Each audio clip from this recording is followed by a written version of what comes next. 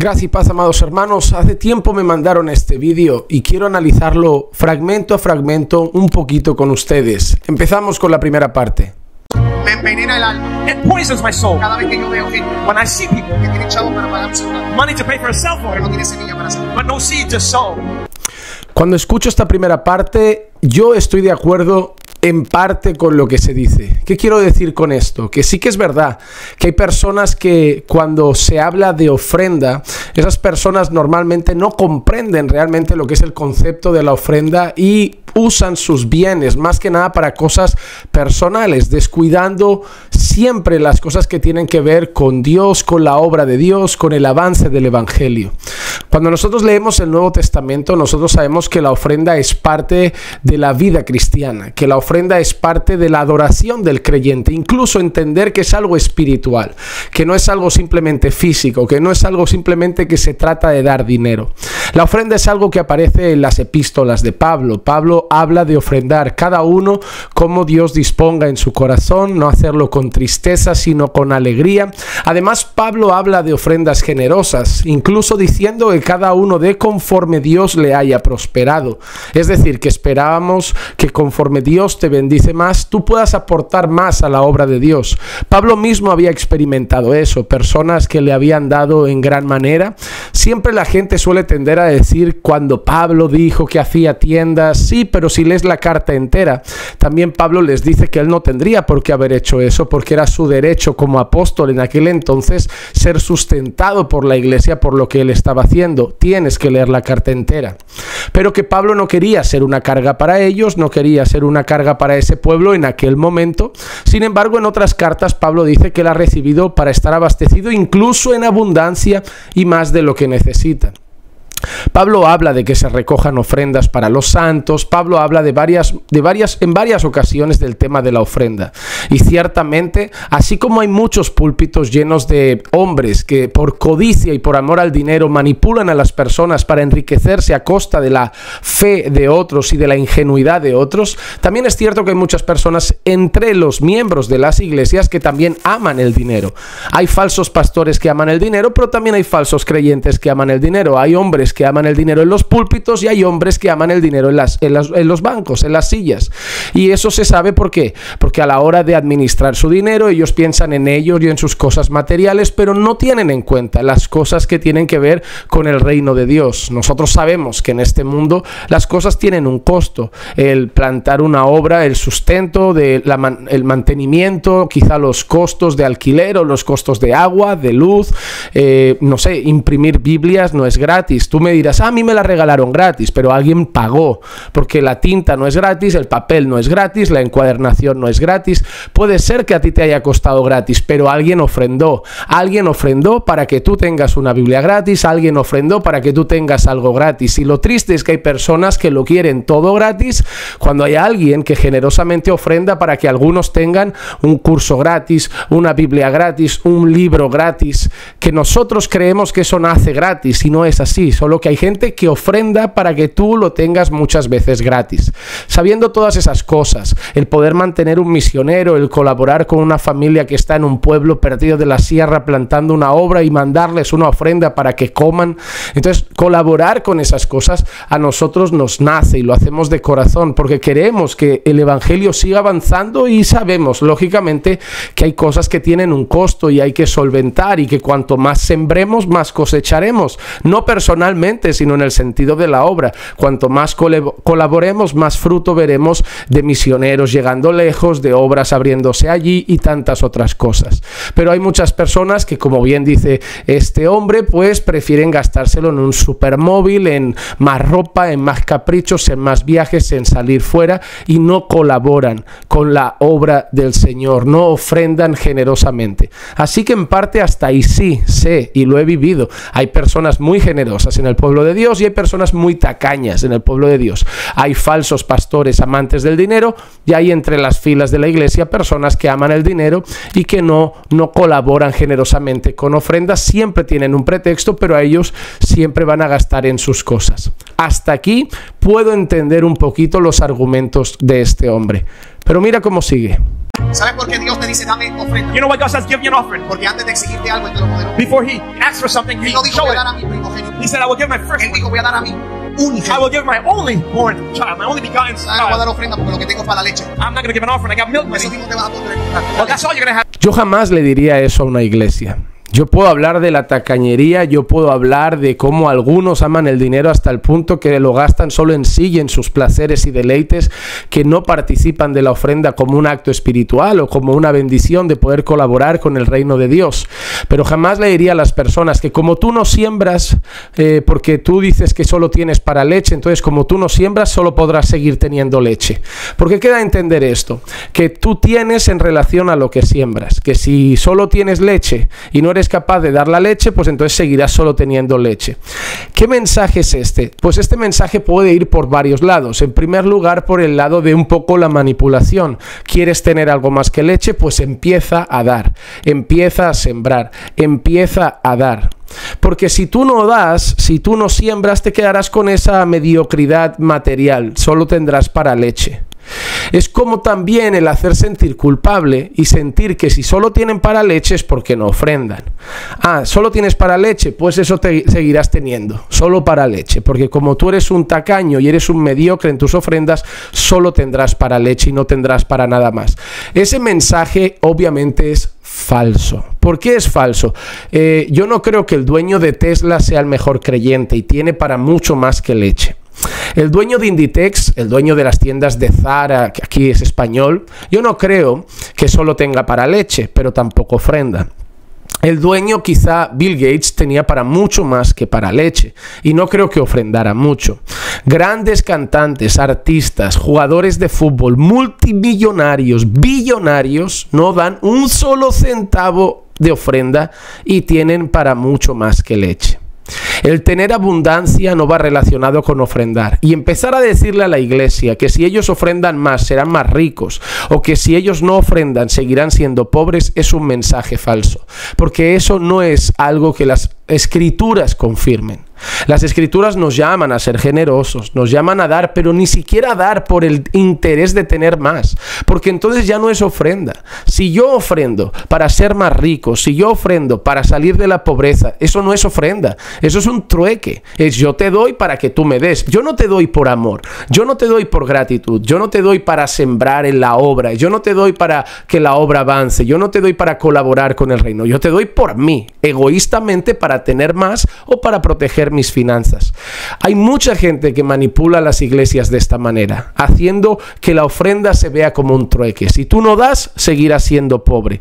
Si tú das, seguirás más rico. Pues no. Hay gente que es muy rica y no ofrenda, que está en el mundo, que odia a Dios, que vive de espaldas a Dios y es multimillonaria. Ah, entonces, pastor, si dices eso, no ofrendarán. No, porque el verdadero creyente no va a ofrendar para ser más rico, no va a ofrendar para tener más, no va a ofrendar para que se le multiplique al 100 por 1. El verdadero creyente va a ofrendar por amor, va a ofrendar por gratitud, va a ofrendar por generosidad, va a ofrendar por colaborar con el reino de los cielos. Pero no se le puede manipular, y mucho menos, y esto me gusta muy poco, que en el vídeo completo que vi, en el vídeo habla de que el ejemplo de ofrenda es Dios entregando a su hijo. A mí eso me dolió, porque realmente él dice, no, Dios no te entregó a un hijo, Dios te entregó a su hijo unigénito y tú no eres capaz de ofrendar porque dices que solo tienes para una leche y Dios te dio a su hijo. Jugar con el corazón de las personas, que para nosotros Cristo es lo más importante, Jesús, nuestro Señor y Salvador, es lo más importante, y decir que el ejemplo de ofrenda es Dios. Bueno, Dios no dio una ofrenda para proteger sus finanzas, Dios no dio una ofrenda para ser prosperado, Dios entregó a su Hijo para morir por nuestros pecados, Dios entregó a su Hijo para pagar el precio de nuestra maldad, Dios entregó a su Hijo para que Él pagara el precio por nuestras iniquidades, satisfacer su justicia y así poder perdonar nuestros pecados. Nada que ver con nuestras ofrendas. Así que no me parece un buen ejemplo. Me parece incluso que va a apuntar al corazón para hacer sentir mal a la gente. Si Dios entregó a su Hijo, ¿cómo tú no puedes dar una ofrenda más grande al Señor? Esa parte del vídeo personalmente no me gustó. No me gustó para nada. Pero no acaba aquí el vídeo. Va una parte que me gusta todavía menos. Pero si te atreves a sembrar, aunque pareciera ser que te quedes sin But leche, if you dare to sow, though you may have nothing la left. abundancia de leche y de pan nunca escaseará en tu casa. Yo no sé y nunca he hecho esto, pero tienes 3 segundos para apartar una palabra, no para mí, para esta casa. Y ahora llegamos a la famosa parte de los pactos. Él empieza a decir, yo no hago esto nunca, yo no he hecho esto nunca, pero yo te digo, tienes tanto tiempo para pactar y además te da un tiempo. Es como Dios me ha dicho que si tú pactas ahora, se abren los cielos, se abren las puertas, se abren las finanzas. Si lo haces ahora, y ahí entramos con el empuje del tiempo, tiene que ser ahora, porque Dios me ha dicho que tienes 3 minutos para pactar, tienes 5 minutos para pactar, tienes 1 minuto para pactar con Dios, y lo que traigas aquí abrirá una puerta celestial, lo que traigas aquí abrirá una puerta financiera, lo que traigas aquí abrirá una puerta empresarial. Tienes un tiempo para pactar, y ahí, primero ya le has dado al corazón de hacerle sentir mal con lo de Jesús, luego le has dado al corazón con lo de que te vas a quedar pobre, y ahora encima las prisas. Tienes 3 minutos para pactar. ¿Y qué hace la gente? Sale corriendo para dar su dinero, sale corriendo para hacerlo. ¿En qué parte de la Biblia Pablo habla de pactar con dinero para recibir algo? ¿En qué parte de la Biblia, en qué parte leemos al apóstol Pedro, al apóstol Pablo, al apóstol Juan diciendo que si pactas se te dará una empresa, si pactas se te dará una casa, si pactas se te dará dinero, si pactas se te dará prosperidad? ¿En qué parte de la Biblia vemos a Jesús diciendo eso? Que si tú pactas, Él abre las puertas celestiales, que si tú pactas, Él hace un rompimiento financiero, que si tú pactas, hace frases de esas cosas raras. Eso no está en las escrituras. Eso lo inventó el evangelio de la prosperidad, lo inventó el falso evangelio que solo saca dinero, dinero, dinero, dinero. No vemos a Pablo hablando de pactos en el Nuevo Testamento, y mucho menos con dinero. No vemos a Pablo hablando de que se vuelvan a recuperar las primicias y que traigan sobres con dinero en el día de las primicias. No vemos a Pedro hablar de eso, no vemos a Juan hablar de eso, no vemos a Jesús hablar de eso. No vemos ninguna carta del Nuevo Testamento llamando a la iglesia a hacer pactos con dinero para tener prosperidad. ¿Dónde ves eso? Y si no está en la Biblia, ¿por qué te crees a esta gente? ¿Por qué te crees a estos hombres? Eso sí me pone nervioso. Me pone nervioso añadir a la Biblia, me pone nervioso inventar cosas, me pone nervioso usar esas cosas para que las personas de delante, que lo único que quieren es el dinero, que lo único que quieren es la empresa abierta, el negocio abierto, el dinero, el éxito material, corren creyendo que eso es una casa de apuestas. Y empiezan a hacer de la casa de Dios lo que Jesús sí dijo: cueva de ladrones.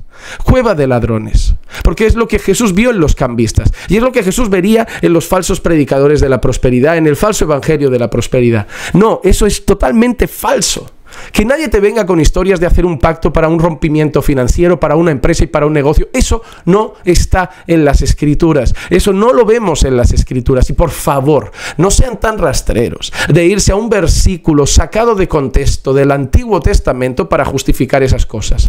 No sean tan rastreros, que yo sé cómo juegan, que yo estuve en esa liga, que yo estuve en el lado oscuro de la historia. Y yo no vayan al Antiguo Testamento para coger un versículo y sacar de ahí su prédica o su enseñanza sacándolo de contexto. No sean así. Yo he estado en el lado oscuro y yo sé cómo se juega eso. Así que no sean así. ¿Pero creen que el vídeo acaba aquí? No, en el final nos llevamos un palo, por lo menos yo y los que piensan como yo. Los religiosos no lo van a entender, los fariseos no lo van a entender, pero las empresas están fluyendo, las casas están fluyendo, la sanidad está fluyendo. Esto se volvió una locura. Los religiosos no lo vamos a entender, obviamente, no lo entendemos. No lo entendemos, no lo hemos entendido, no entendemos lo de haz un pacto para tener dinero, no entendemos el ejemplo de que si no das leche solo tendrás una vida mediocre que te dará para leche, que además pide de lo que la gente no tiene. Es que no doy porque solo tengo para leche. Pues da lo que tienes, como si te fueras a quedar sin nada. Y así Dios te dará. Y ahí apelan normalmente a la ofrenda de la viuda que solo tenía 2 monedas y dio todo el sustento que tenía. Sí saben buscar textos para manipular. Sí saben buscar textos para hacer que la gente se sienta mal. ¿Cuánta gente da para proteger sus finanzas? Da, porque si no viene el saltón, el revoltón, el devorador. Vale, doy para que no me vengan deudas. Das por miedo, no das por amor. Da porque abriré las puertas del cielo y derramaré bendición sobre ti hasta que sobreabunde. Da porque te haré rico. Entonces doy para que me multiplique al 100 por 1. No das por amor, das por interés. Tienen a la gente dando por miedo, dando por interés, dando con prisas, queriendo empresas. Pero nadie dando por lo que debería dar, por amor, por gratitud, generosamente y para colaborar con el reino de Dios. Creo que este muchacho, este hombre, porque no es un muchacho, este hombre, y lo digo con todo respeto, los primeros vídeos que vi de él, pues me acuerdo que vi un vídeo hace mucho y ese vídeo creo que se hizo viral, donde él hablaba que estaba al lado de él alguien que había apuñalado a un familiar, a un ser querido, alguien que debería en teoría no perdonarlo y tenerle rabia y rencor, estaba ahí, y era bonito el mensaje sobre el perdón, sobre perdonar, sobre pues la misericordia de Dios, como Dios había tenido misericordia de él, como Dios había dado gracia a su vida, él daba a los otros, y creo que por ahí empezó, ¿no? Empezó a crecer, a verse más. Pero ya cuando llegas a... ¿Qué pasa? Te empiezas a meter en según qué plataformas, te invitan a según qué iglesias, y vas entrando en su mensaje, vas entrando en sus cosas, y acabas así. Porque lo que acabamos de ver es puro evangelio de la prosperidad, puro decláralo, páctalo, hazlo. Y es una pena que a veces uno empieza viendo un mensaje de alguien que estaba fino, ¿no? Como de la misericordia, de la gracia, del perdón, y acabas así, con pactos, hablando de leche, y hablando de prosperidad, y hablando de rompimiento, y hablando de tienes 3 minutos o 5 minutos para hacer un pacto. Es triste. Y eso nos enseña al final 2 cosas. En primero, pues que yo soy un religioso según él, y que esto es una locura para mí, según él. ¿Por qué? Porque como soy un religioso no lo entiendo. Y no lo entiendo. Bueno, entiendo lo que hay detrás, pero no entiendo que eso se llame prédica, no entiendo que eso se llame sermón, y no entiendo que eso se llame culto. Así que soy un religioso. Para él, yo soy un religioso. A mí me ha dicho, tú eres un religioso. ¿Por qué? Porque ha dicho que los religiosos no lo entenderán y yo no lo entiendo. Pero en segundo lugar también veo algo, que puedes incluso empezar con buenas intenciones, hablando de amor, de misericordia, de bondad, y acabar torciéndote en el camino. Por eso el que piensa que está firme, cuídese que no caiga. Que Dios nos guarde de mantenernos íntegros a su mensaje.